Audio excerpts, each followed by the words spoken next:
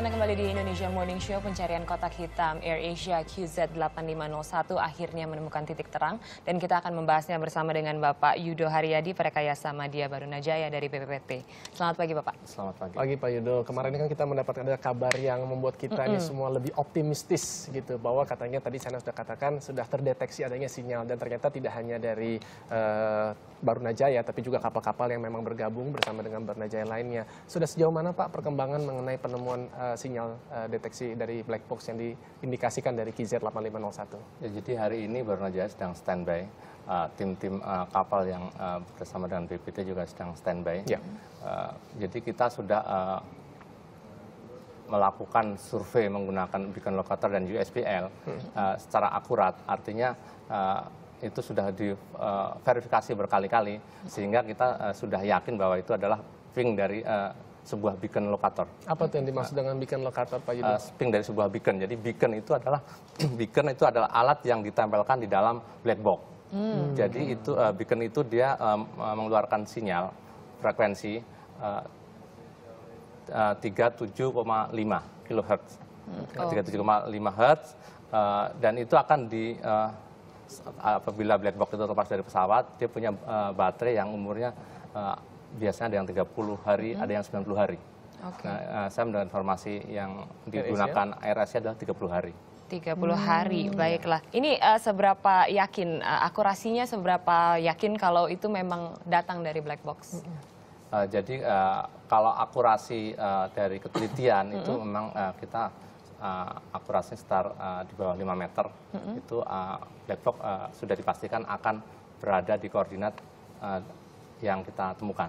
Apa koordinatnya itu sama Pak dengan yang dikatakan oleh penyelam TNI Angkatan Laut itu bahwa mereka ini sudah melihat ada benda berwarna orange yang disinyalir ini adalah sebagai black box AirAsia?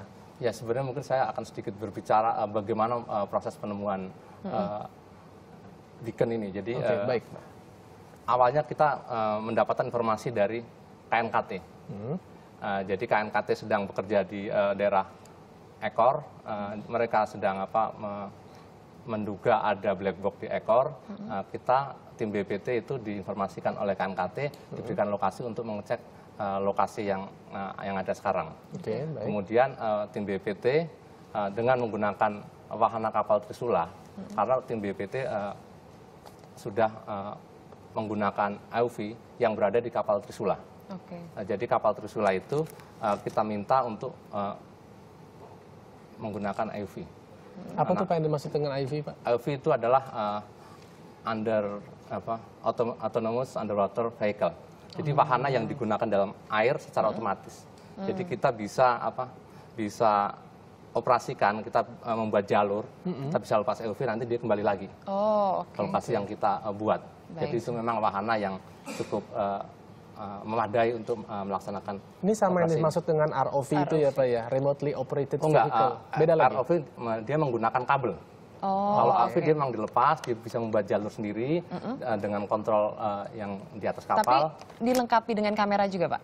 Sama, jadi dia sama-sama wahana. Jadi wahana itu ada wahana kapal, ada wahana ROV dan wahana AUV. Masing-masing bisa dilengkapi peralatan survei yang sama. Memang ukurannya lebih kecil. Baik. Ya. Kalau yang tadi saya sempat mention ke Bapak ya mengenai ROV, itu apakah sudah diturunkan Pak ke kedalaman laut Pak oleh ROV kapal Barunajaya? Sudah sempat diturunkan oleh kapal Barunajaya, hanya kita baru 45 menit, sehingga kita belum bisa menemukan fisik. Apa kiranya kesulitan yang dihadapi oleh ROV kesulitan tersebut? Di sana secara umum ini ada bulan gelombang tinggi, jadi Desember, Januari, Februari mungkin masih cuacanya gelombangnya masih tinggi, ada kendala di situ. Kalau dari lokasinya Pak, sampai saat ini memang dikatakan kedalamannya sekitar 30 sampai 35 meter begitu. Nanti tantangannya bagi para penyelam itu seperti apa Pak? Tantangan bagi penyelam terutama kekeruan aja. Jadi kalau memang dia cuacanya buruk, keruan dia sehingga dia tidak bisa melihat dengan baik. Cuman sekarang penyelam yang ada di kapal Jadayat yang akan melakukan itu memang sudah membawa ping locator yang memang yang tadinya di Barunajaya 1. Di Barunajaya 1 itu memang sudah dibawa oleh penyelam itu supaya memang itu kan handheld portable beacon locator bisa dibawa oleh penyelam gitu. untuk melihat Ya, gitu kira-kira di jadi, bagian mana. memang tim BPT sudah melengkapi beacon locator itu yang bisa untuk memantau beacon itu 3 ya, yang di kapal Trisula itu yang kita attach di AUV, terus yang di kapal Barunajaya dan yang di kapal Java Imperia. Baik. Baik. Pak, sejauh ini kan dari pihak Basarnas belum juga menemukan ada tambahan jenazah begitu ya Nas ya. Apakah dari kapal Barunajaya ini juga memiliki kemampuan untuk tidak hanya mendeteksi sinyal dari black box, tapi juga bisa menemukan jenazah-jenazah seperti yang kita masih terus harapkan gitu untuk Ya, bisa ditemukan? sebenarnya dari operasi AUV memang dia kan punya resolusi yang tinggi. Itu kita memang dapat image suspek jenazah Iya. yang ada di dasar laut. Oh, jadi sekarang sudah ada yang ditemukan lagi Pak? Maksudnya Belum, jadi kita belum? punya posisi jenazah yang memang dia tergeletak di dasar laut. Itu dari image section sonar resolusi tinggi itu bisa dipastikan bahwa itu bentuknya jenazah. Oke, Oke, baik, baiklah. Kalau kita kembali lagi ke black box gitu Bapak. Tadi Bapak Yudo mengatakan kalau 90% pasti itu adalah black Insya box. Allah, ya. Berarti masih ada 10% lagi kekeliruan. Kekeliruan ini kira-kira apa Pak yang bisa maksudnya kelirunya karena sinyal dari mana gitu? Ya, jadi kekeliruannya kalau memang itu adalah beaconnya itu bukan beacon dari black box. Dari ada beacon lain gitu kalau di dalam Ya, pesawat. misalnya itu ada beacon-beacon yang lain yang bukan dari black box. Jadi itu yang membuat itu bisa 10% itu. Memang perbedaannya dari beacon-beacon yang memang ada di pesawat ini selain dari black box itu seperti apa Pak? Sebenarnya tidak ada perbedaan. Boleh dikecilkan Pak? Maaf. Maklum Mas, karena kalau lagi situasi genting seperti ini biasanya sering harus ada komunikasi, harus selalu standby ya Pak ya? Karena kita menunggu juga kabar dari Barunajaya. Iya. Gimana Pak tadi? Ya, jadi perbedaannya itu kalau untuk beacon itu biasanya relatif sama, yang membedakan adalah frekuensi aja. Oke, frekuensinya yang Ya, berbeda. ya. Oke. Oke Pak, mungkin kalau kita lihat sambil menunggu nih ya, ini kan karena hari ini memang kita akan masih akan memantau perkembangan seperti apa. Langkah-langkah koordinasi yang dilakukan BPPT dengan pihak-pihak lain sejauh ini apa saja Pak? Ya, langkah-langkah koordinasi memang ini mungkin ada sedikit kendala, tapi memang menurut saya memang untuk Di mana letak kendalanya Pak?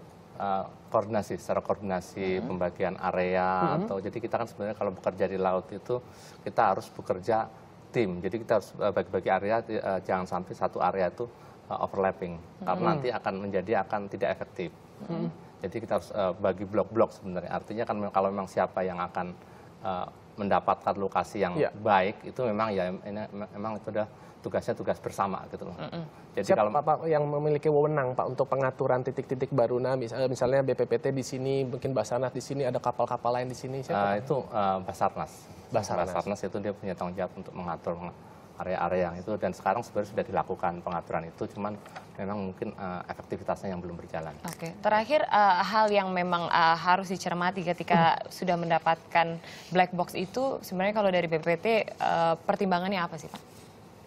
Hal selanjutnya yang dilakukan, ya, hal yang selanjutnya buat BPT sebenarnya untuk kegiatan survei pencarian black box dengan kondisi yang sudah dilaporkan itu memang sudah memadai. Jadi sekarang akan tinggal dilakukan visual dan pengangkatan, karena BPT juga sebenarnya sudah menemukan objek dari section sonar yang berukuran panjang 10 meter, lebarnya 4 meter, tingginya 2,5 meter di lokasi itu juga. Tapi memang kita belum sempat verifikasi karena masalah koordinasi aja. Oke, baik. Terima kasih banyak Pak Yudo atas informasinya. Tentunya kami juga semuanya menunggu karena ini adalah fokus kita sudah hari ke-15 ya. Benar, Sena. Dan kita masih Saya menunggu satu gitu. lagi. Apa Pak? Ya, jadi sebenarnya BPT kan bekerja sama dengan beberapa tim yang mungkin saya perlu sampaikan di sini yang mensupport BPT dan berkolaborasi dengan BPT, yaitu ada Java Imperia, terus PPGL, Patra Dinamika, Seascape, Bintang Sapsi, itu yang memang membantu BPT untuk proses dalam Baik. tim BPPT. Baik Pak, terima kasih Pak Yudo. Ini merupakan satu apresiasi tentunya atas partisipasi BPPT ya untuk memberikan solusi teknologi dan juga investigasi pencarian QZ8501. Betul sekali, dan juga nanti kita juga masih akan melaporkan informasi mengenai pencarian kotak hitam tentunya di net bulletin lainnya. Tetapi saya punya informasi lagi nih. Anda yang di rumah sudah tahu atau belum nih, ada pusat belanja Batu Mulia terlengkap di Indonesia. Bagi yang mau belanja kan? Ayo, boleh. Nah, ini dia nih tempatnya, ada di Pasar Rawabening di Jakarta Timur. Kita akan saksikan informasinya sesaat lagi di segmen Pasar Kita.